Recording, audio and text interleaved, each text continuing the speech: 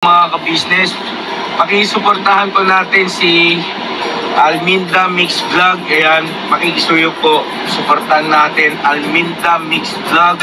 Ako ay nagpaalam sa atin ng maayos na makapag-reaction video sa ating mga uploads. Ayun, maayos po na nagpaalam yan. Sana po ay suportahan natin. Maraming salamat mga ka-business. God bless sa ating lahat. Hello po mga ka-business, welcome back to my YouTube channel. Ito po ang inyong lingkod, Alminda Mix Vlog. Bumabati sa atin lahat ng magandang hapon dito sa Middle East. Magandang gabi po dyan sa atin sa Pilipinas at sa ating mga OFW around the world. Sana mag-ingat po tayo mga ka-OFW natin dyan. At sa ating po dyan sa Pilipinas, magandang gabi. Sa atin dyan, mga kababayan natin dyan na ka-business supporter, ka-business taga-pagtanggol kay ka-business. Sana po nasa mabuting kalagayan tayong lahat dyan.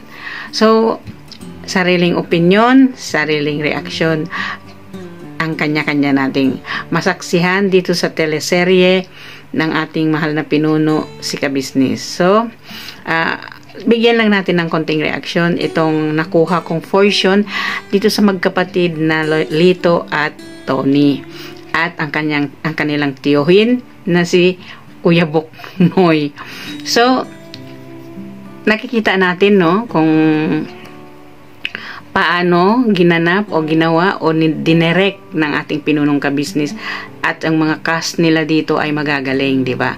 So, bago natin umpisahan, please don't forget to subscribe ka-business official Papa Dins TV at ang kanilang pangalawang channel, ang ka-business family. At ang Young Russell po, huwag natin kalimutan. At ang tatlong channel ng mga kagwang, Kagwang Intoy, Kagwang Bay Papaya, at Kagwang Buknoy. Suportahan po natin yan. So, eto na nga po ang galing ng pag-direct ni pinuno dito sa kanyang teleserye. Kumbaga parang real life story nitong si Lito. So nakita naman po natin na kung ano yung kalagayan ni Lito, kumbaga siya ay PWD, pero ang galing, ang husay niya. Kumbaga yung iyak niya is pure. Yung pag-iyak ni Lito dito ay hindi niya gawa-gawa. He take it from the emotion na kung ano yung nararanasan niya being siya noon, siguro doon niya kinuha yung hugot ng kanyang iyak. Kaya pati naman itong mga supporters ni ka-business, tayo napaiyak tayo doon sa emotion na nainiyak ni Lito doon. Ito po ang aking reaksyonan, di ba? Kasi although nakita naman natin, no, this is just a teleserye, no, isang teleserye, isang halimbawa sa ating buhay na maging totoo man ito o hindi. Karamihan naman talaga na nakikita natin ay mayroong katotohanan sa kanitong buhay.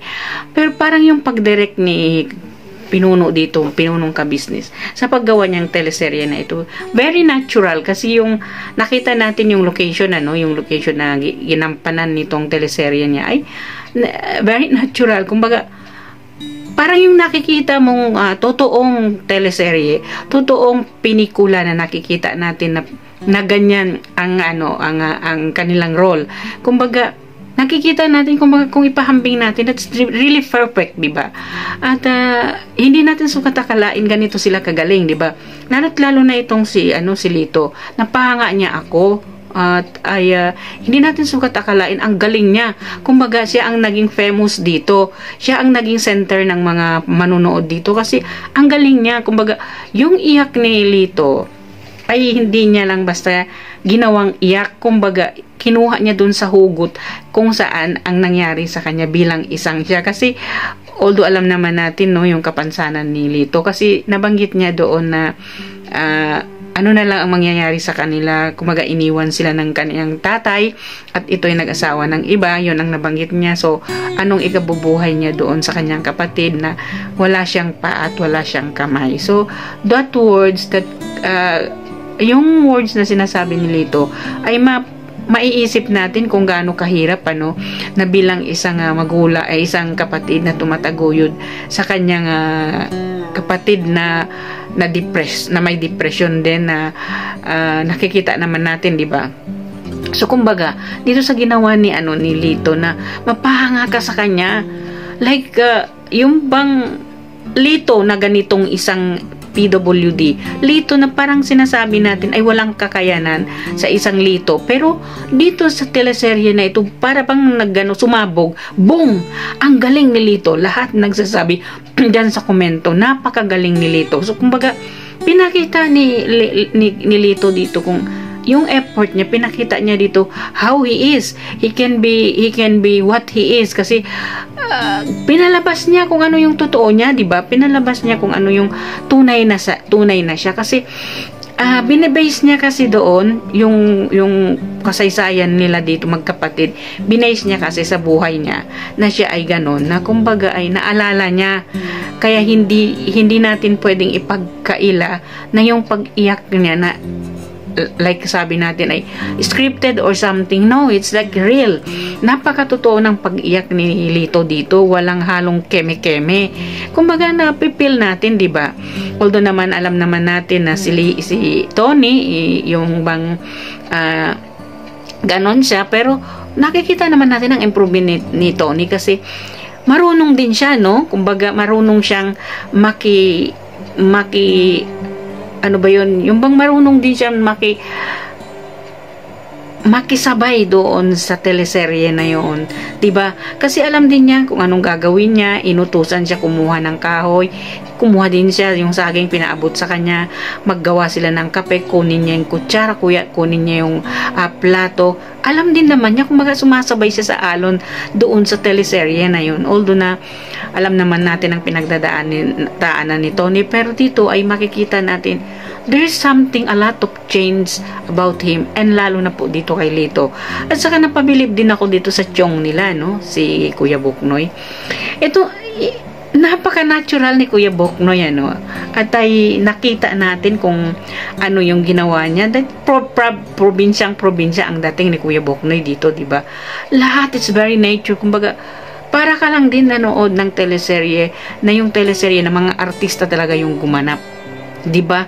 Na tunay at pure talaga yung pagkagawa at yung pagsasalita parang walang script kasi hindi siya scripted kasi kung ano yung naiisip nilang sasabihin yun ang nilalabas nila, wala silang ibang masasabi kundi yung wala nakikita mo talaga yung pagka-pure ng teleserye na ito.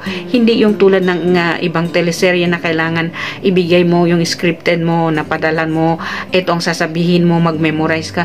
Dito sa kanila hindi kasi parang tunay na tunay di ba? Hindi malalaman mo talaga na tunay yung mga sinasabi, tunay na tunay yung mga action, tunay na tunay yung mga movement, all everything is pure, mga nature.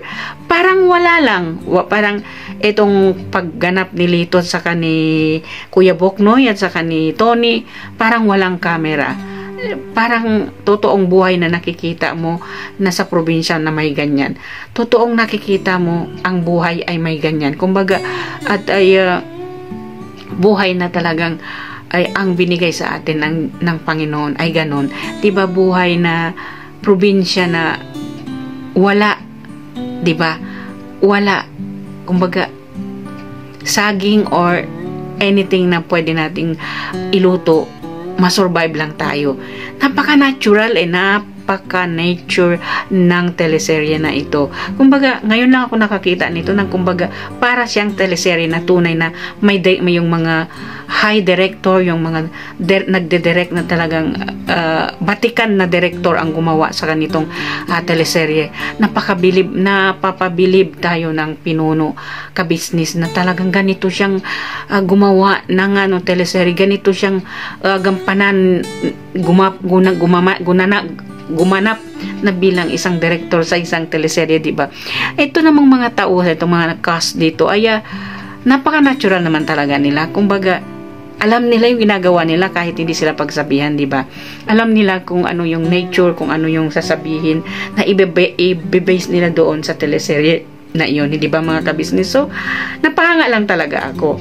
At saka, dito sa teleserye na ito, ano kaya itong medalyon? Ano ito? Anong medalyon na ito? Ano itong sa buhay ng dalawang magkapatid? Anong kahulugan nito? Ano ito sa kanilang dalawa? Ano ito para kay Lito? Ano ang magiging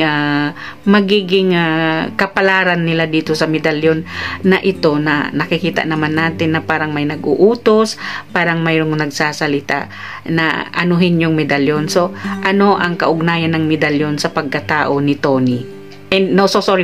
Sa pagkatao ni Lito. Ano ang kaugnayan ng medalyon sa pagkatao ni Lito na alam naman natin ay ito PWD dito sa teleserye ng Ka-Business Official? At ano ang magiging buhay ng magkapatid na ito na alam naman natin ganito ang kalagayan ni Lito? Ito ba'y habang buhay ay tutulungan ng kanilang tiyuhin na si Kuya Boknoy? Ito ba gagampanan ng buong buhay ng kanilang tiyuhin na si Kuya Boknoy ang kanilang pamumuhay? So, dito po sa ating teleserye na it's too perfect. Good job mga cast, at so proud of you, ang ating pinuno na napakagaling mag-direct, napakagaling gumawa ng kwentong ito na totoo at hindi scripted. At ano pa, yun pa ha, ang galing ng nag-edit na ito, at ang galing ng producer, director, producer at ang editor. Very perfect ang pagka-edit ni Boss Dave. Congratulations po pinuno, at pinahanga ninyo po kami sa teleserye na ito. At suportahan po natin ang teleserye na ito. Very nature at very creative. 'Di ba? Na create na walang create na walang halong yung pang inahalo na sinasabi nilang walang halong chemical. This is pure and nature at totoo na sinasabi ng mga cast dito, sinasabi ng mga gumanap dito ay totoo, galing sa kanilang puso, hindi ito galing kung saan-saan. Siguro kung nirelate nila doon sa pangyayari sa buhay, sa totoong buhay nila, ginawa nila yon dahil sa kanilang totoong buhay, ganun ang naramdaman nila. Tulad dito kay Lito, dama natin ang kanyang hinagpis, dama natin ang pagkatotoo niya bilang isang siya na naging ganyan siya. Kumbaga, kinuha niya yung hugot niya doon sa tunay niyang buhay, sa tunay niyang pagkatao dito sa teleserye na ito. Sana po ay nagustuhan ninyo ang aking reaction video dito sa magkapatid na Tony at Lito, at ang kanilang tiyuhin na nagmamahal at sumusuporta sa akin, sa kanila, si Kuya Boknoy. At sa ating director, congratulations pinuno, ang galing, ang galing. Wala tayong masabi, napaka-perfect. Para bang hindi ka maniwala, no? Ka-business ang gumawa nito. Parang iniisip mo yung totoong director na pinakasikat na director ang gumawa nito. Hindi natin malubos maisip na ka-business ito, diba? Kasi kung manonood tayo, parang hindi ka-business Parang yung teleserye talaga ng totoo ang napapanood natin. Pero saan lang to? Sa ka-business lang to. Si ka-business lang naman ang nag-direct nito. So, thank you very much for watching. Sa lahat po ng aking mga subscriber, maraming salamat sa patuloy ninyong panonood sa aking reaction video dito kay Ka-Business Official, Papa Dins TV at Ka-Business Family po. Maraming salamat po. At saka sa mga silent viewers, mga viewers dyan, kung hindi po dahil sa inyo, hindi po ako mamomonetize. Ito po ay pinagpapasalamat ko ng buong puso ko dito sa aking mga subscriber at mga viewers.